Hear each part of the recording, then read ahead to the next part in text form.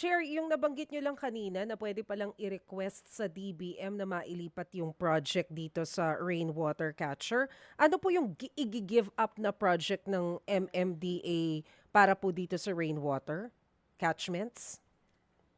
Um, Dalawa pong pondo yon. Yung isa ay amphibious vehicle po, purchase ng amphibious vehicle na hindi na po natin ituloy. At ganoon din Mm. po yung po sa Smart City project po natin. Bakit po hindi na natin kailangan yung amphibious vehicle? Parang very useful siya sa Malabon. Ano?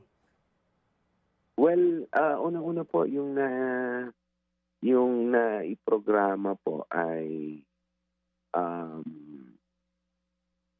medyo yung disenyo po ay tingin namin hindi po masyadong applicable dahil sobra pong lalaki. In terms of maneuverability ay hindi po tingin namin angkop dito po sa setting dito sa NCR. So masyadong malaki yung amphibious vehicle, hindi rin natin magagamit. Hindi po dito. Tama Mas ba, parang tama ba, applicable siya pampundok. opo, tama ba, Chair, ang intindi ko, itong amphibious vehicle yung pwede ka by land tapos pag umulan pwede na siyang lumutang? Tama Apo. ba? At pwede rin po sa bundok. Apo. Yun po yan. Oo. So yun po yung isa. Tapos ano po yung isa pang project? Smart City po na project po. Ano po yung smart city? Sorry, More Chair. on pang um, ang plano po dyan ay connect ang 17 LGUs at 7 um, departments papunta po sa DICT para po magkaroon sila ng free wifi at ganoon din po magamit yung broadband po ng DICT. So, Mm-mm. may mga schools din po na i-connect dyan po sa Smart City project na yan. At may iba pa pong component like CCTV, Mm-mm. yung sa IPS po natin na sa amin pong palagay ay pwede muna pong i-hold. Ah, Dahil nang nag-review po ang presidente ng budget kasi nga po may mga before may mga parang na bawasan na budget. I-volunteer po namin na kung kailangan po itong pondo na to ay isaoli muna po namin or i-hold muna namin yung mm-mm. paggamit Mm-mm. para po mailipat nga po doon sa mga prioridad na proyekto. Hindi lamang po sa MMDA, kundi sa iba po pong departamento sana. Mm-mm. Ano, sir, yung pinagbatayan natin to say na pwedeng i-halt or ipagpaliban po itong smart city? Nasa MMDA naman po yan. Meron naman po kasi kami pang mga ongoing projects na dito tungkol din po dyan sa Smart City. Mm-mm. At sa amin pong palagay, mas appropriate na po na may pondo rin naman po ang DICT for that.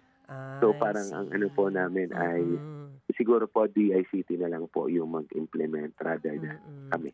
Okay. So ibig sabihin na bigay muna, DICT na yung magfo-focus dyan sa project. Apa, Oo. sila naman po yung may unahing mandato. Although Mm-mm. kami rin po mayroon dahil may mga infrastructure na kami existing. Mga last mile po kasi ito para maikabit po yung LTUs Cameras. po at some government agencies. Hindi lang po cameras, telecommunication, Yes. Data yung mga ganun analytics. po. Oo. Apa, Oo. lahat po Kasi yan. naalala ko po yan, Chairman, hindi ko alam kung kayo ang nagbanggit nito sa amin ni Manong Ted. Yung Smart City na yan, na modernization program, para mas data-driven, connected yung MMDA sa different LGUs po natin.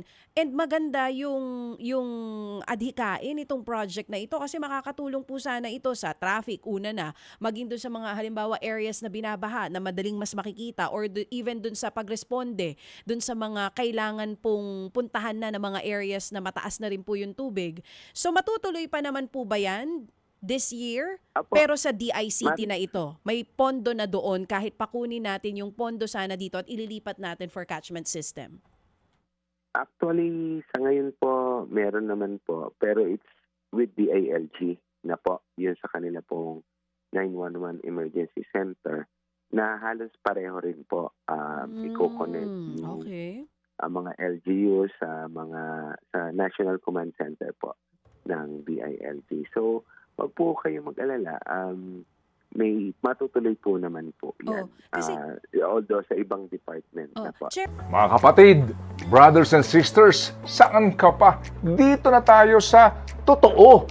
Dito na tayo sa True FM. Mga kapatid, mag-subscribe and follow po kayo sa social media accounts ng True Network PH. Yan po kami. Hanapin nyo lang True Network PH, Facebook, Instagram, YouTube, TikTok, and podcast.